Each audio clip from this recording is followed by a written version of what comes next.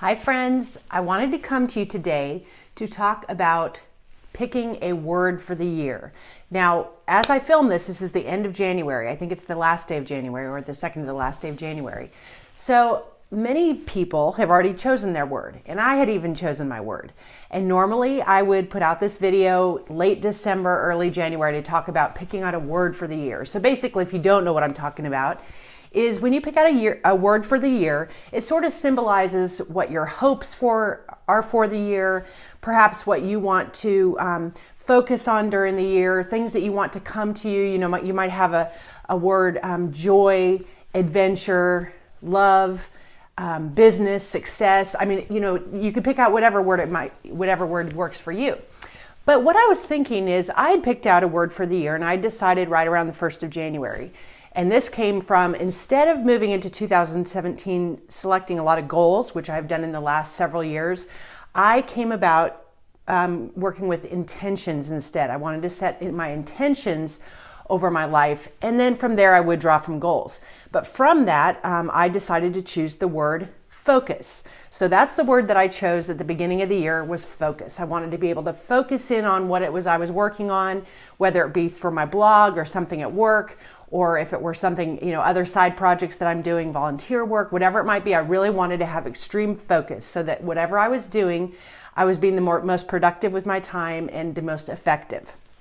Well, as I've gone over the last few weeks, I've been thinking a lot about that word, and every time I even wrote the word down, and every time I wrote it down or I looked at the word that I wrote down, I would see this word focus, and it really gave me sort of a feeling of not panic, but agitation. I would look at that word and it would just kind of make me feel stressed out. And this is kind of funny, but I wrote the word on my iPad to have on my screensaver, and I felt like the font is so straight and stark, it's making me feel stressed out, so I would do a flowery font. Well, just changing the font in your word or the way that you draw it or put flowers around it doesn't really matter. So what I decided is really, and this is after, praying about it, meditating on it, really trying to decide what it is that I wanted for my year, I came up with a new word. So my new word is clarity, which is wonderful. For whatever reason I've chosen that for, I feel really good about it.